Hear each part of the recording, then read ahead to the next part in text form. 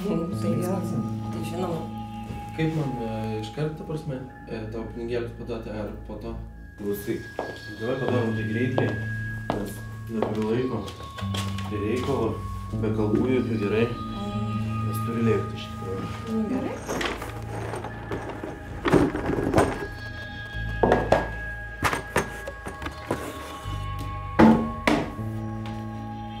Man čia esi?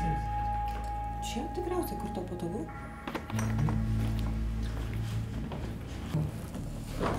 Oi, kas čia? Ką tu darai?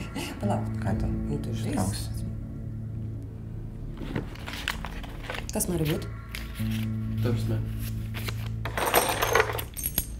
Ne, aš čia tai gal nepratau. Tai aš išrinksiu. Su porą valandų žaisti šitą nesąmonę. Palauk. Kas skelbime buvo? Aš pagal skelbimą atėjau, ne? O kas skelbime buvo? Aš neturiu laiko žaisti tuos vaikiškus žaidimus. O kas skelbime buvo, kur aš dar atsimenu? Žaidžiam žaidimus. Nu tai, o ką tai tau reiškia? Suaugusius žaidimus, o ne čia, blėt, vaikiškus. O tai ką, tai čempionatai?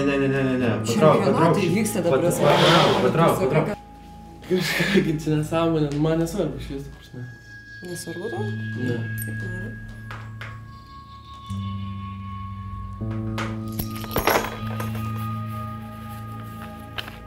Tu juokauji, Leva, ne?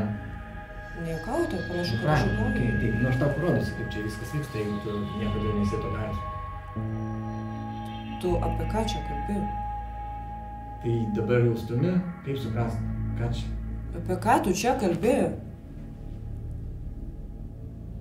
Tau reikia pinigų, iš karto aš tau galiu sumokėti dabar, jeigu tu nori pinigus pamatyti. Man nereikia Tai tavo padaryk pinigų. savo darbą, gerai?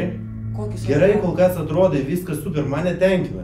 Man nereikia tavo pinigų. O ko tau reikia? Man nieko O nereikia. tai ko tu mane čia atsivedai? Aš tavęs nesivedžiau, tu pats atėjai. Gerai, bet tu mane į šitą kambarį atsivedai prie lovos, ko tu čia, va tai žiūrėk, papus man savo rodai. Na, šiaip nes aš skambinsiu policijai, žinok. Ei. Ne, aš tikrai skambinsiu policijai. Tu ką, tu juokauji? Tu šitą telefoną mes. Ei! Ką tu darai? Nusiramink. Padarom tą reikalą ir viskas. Klausyk, nusiramink. Ei, Ką nusiramink? Ko tu mane ramini? Tai nuramink, kaip tu moki ramint. Tikrai manęs nepamirši, kad aš tau dar padarysiu. Nesąmonėm stradėti, ne? Ką? Tu prisimenu. Aš tau sakau, aš tau dar padarysiu, aš žinau, kaip tu gyveni.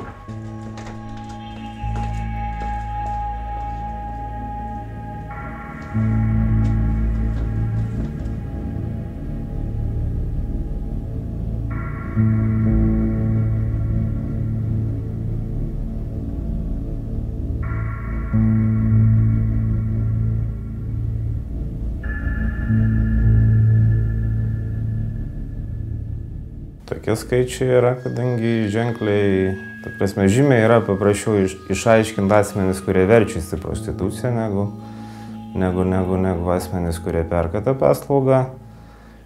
Iš vienos pusės galima pasakyti yra dėl to, kad yra nors ir numatytas mechanizmas, įstatymo leidėjas numato, ta prasme, atsakomybę tokiems asmenims, bet nėra kol kas suformuotos praktikos ir nėra numatyto mechanizmo, kaip, ta prasme, kovoti su tokiais pažeidėjais.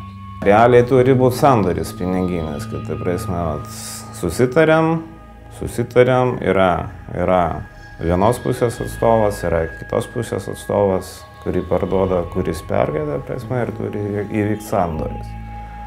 Tai va, tai iš kitos pusės praktiškai užfiksuotos dalykus yra labai sunku mums. Iš kitos pusėsgi pati mergina, jinai nėra linkus sakyti, kad čia yra jos klientas.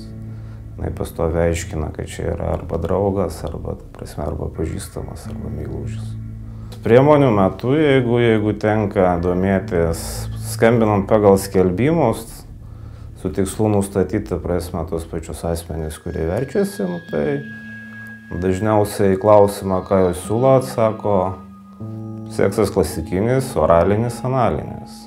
Kartais būna, kad sulaikytos irgi pasako, kad ateina žmonės grinai pašnekė, laiką praleisti. Analogiškos yra baudos. Numato Lietuvos Respublikos administracinių teisės pažeidimų kodeksas. Kodekso 182 straipsnis su ženkliuku 1. Ir kaip viena ir kitai pusė yra analogiškos baudos. piniginės arba areštas iki 30 parų.